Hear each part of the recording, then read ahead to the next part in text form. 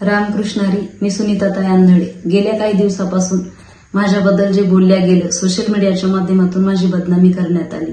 हे सगळं पाहता मन हे लावलं, मन भरून आलं. आयुष्यभर मी वारकरी संप्रदायाची, हिंदू धर्माची एकनिष्ठेने सेवा केली, पण आज या खोट्या आरोपाने मला बदनाम करण्याचा घाणेरडा कट रचला गेला. माझ्या त्या प्रकरणाशी काही संबंध नाही, तरीही मला टार्गेट करण्यात आलं. माझं मोठेपण, माझी ओळख आणि माझी वारकरी संप्रदायामध्ये असणारी सेवा काही लोकांना पाहत नाही. गेल्या 30 दिवसापासून न्यायालयीन प्रक्रिया सुरू आहे, तरी मी एक शब्दही त्या ठिकाणी उच्चारला नाही. कारण शेवगाव पोलीस त्या ठिकाणी तपास करत आहेत. त्यांच्या तपासामध्ये काही अडथळा निर्माण होणार नाही म्हणून एकही भाष्य मी केलं नाही. पण माझ्या शांततेचा काही लोक गैरफायदा घेत आहेत. सोशल मीडियावर खोट्या गोष्टी पसरवल्या गेल्या. अशा पद्धतीने माझं नाव खराब करण्याचा प्रयत्न काही जणांनी केला. हे सगळं पाहता मनाला चटका लागतो. उभा महाराष्ट्र जाणतो. 1967 साली माझ्या वडिलांची सद्गुरू जोग महाराज संस्था 1 नंबरनी माझे वडील सुटले. आमचं घरानं पिढ्यानपिढ्या वारकरी संप्रदायाची, हिंदू धर्माची सेवा करत आहे.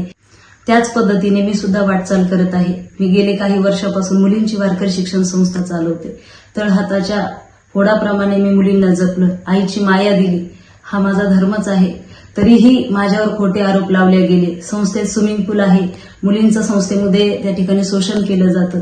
अनेक लोकांचे खून झाले, ते मी केले. आम्ही काय अतिरेकी आहोत का? आम्ही काय गुंड आहोत का?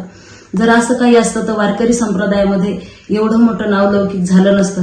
वारकरी संप्रदायामध्ये वावरत असताना महाराष्ट्रातील लोकांनी मला कीर्तनं दिलीच नसती.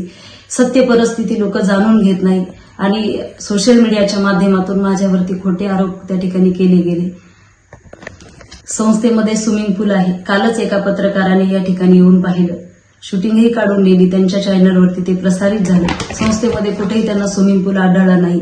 पण जेव्हा लोकांना बदनाम करायचं ठरतं ना, तेव्हा सत्य शोधण्याची पर्वा कुणालाच नसते.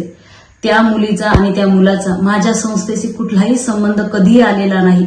हा संपूर्ण प्रकार खोटा आहे. कुठल्याही प्रकारचा संबंध नाही, तरी पूर्ण खोटा आरोप माझ्यावरती झाला. वारकरी संप्रदायातील अनेक लोकांवरती असे खोटे आरोप झाले. नंतर त्यांची निर्दोष सुटका झाली. पण तोपर्यंत या सोशल मीडियाने त्यांचं पूर्ण आयुष्य उद्ध्वस्त केलेलं, त्यांचं कुटुंब उद्ध्वस्त झालेलं आम्ही उघड्या डोळ्याने पाहतो. माझी परिस्थिती तशीच आहे. मी स्वतः आजारी आहे, माझा मुलगा आजारी आहे, माझ्या आईला ब्रेनचा प्रॉब्लेम आहे. घरामध्ये आमचे सर्व अस्तव्यस्त कुटुंब त्या ठिकाणी झालेलं आहे. सर्व कुटुंब आज 1 महिना झाले अक्षरशः रडून घरामध्ये काढते. आमची काय परिस्थिती आहे. तुमच्या या सोशल मीडियामुळे एखाद्या कुटुंबाचं आयुष्य उद्ध्वस्त होऊ शकतं, एखादा व्यक्ती जीवनातून उठू शकतो, याची तुम्हाला जाणीव आहे का? मी उघडपणे सांगते, न्याय देवतेवर माझा पूर्ण विश्वास आहे. पोलीस प्रशासनावर माझा पूर्ण विश्वास आहे. या राज्याच्या गृहमंत्र्यावर माझा पूर्ण विश्वास आहे. गृह खात्यावर माझा विश्वास आहे. न्याय देवता आम्हाला योग्य न्याय देईल. सत्य एक दिवस बाहेर येईल. सत्य बाहेर येण्यासाठी उशीर लागतो, पण विजय सत्याचा होतो. माझी सोशल मीडियाच्या माध्यमातून ज्या लोकांनी विनाकारण बदनामी केली, त्यांच्यावर मी कठोर कायदेशीर कारवाई करणार आहे.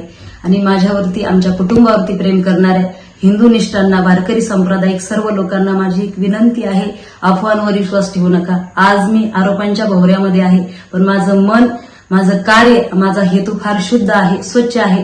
माझ्या वडिलांच्या पावलावर चालत वारकरी संस्काराची पताका खांद्यावर घेऊन समाजासाठी महिलांचं सबलीकरण, स्त्री भ्रूण हत्या अशा अनेक गोष्टींमध्ये मी त्या ठिकाणी कीर्तनाच्या माध्यमातून काम केलेलं आहे. कोणत्याही लेकरावर अन्याय होईल असं कृत्य मी कधी करणार नाही, कधी केलं नाही.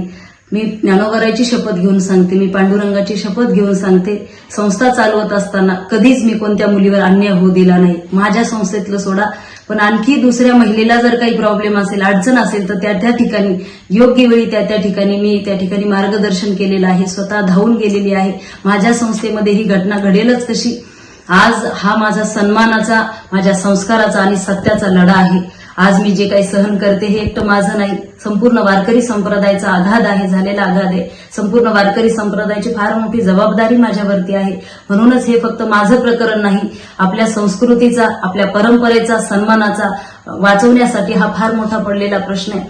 कारण माझ्या मार्फत वारकरी संप्रदायाला टार्गेट करणं, माझ्या मार्फत वारकरी संप्रदायाची बदनामी करणं, की ठीक आहे माझ्याबद्दल तुम्ही बोलत असाल, पण बोलत असताना त्या ठिकाणी धंदेबाई कीर्तनकार, आळंदीमध्ये सर्व धंदे चालतात, आळंदीमध्ये हे होतं, आळंदीची त्या ठिकाणी बदनामी फार मोठी माझ्या मार्फत काही लोकांनी केली गेली.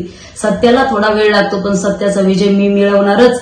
मी आयुष्यभर देवाच्या नावावर त्या ठिकाणी काम केलं आणि त्या पांडुरंगावर माझा दृढ विश्वास आहे. पांडुरंग मला योग्य दिशा देईल.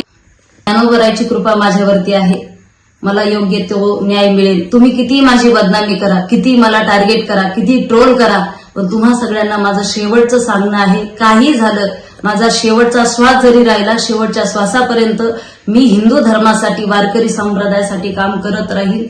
रामकृष्ण. महाराष्ट्रातील ताज्या घडामोडी पाहण्यासाठी आजच आपल्या न्यूज 15 मराठी या चॅनलला यूट्यूबवर सबस्क्राईब करा. तसेच इंस्टाग्राम आणि ट्विटरवर फॉलो करायला विसरू नका.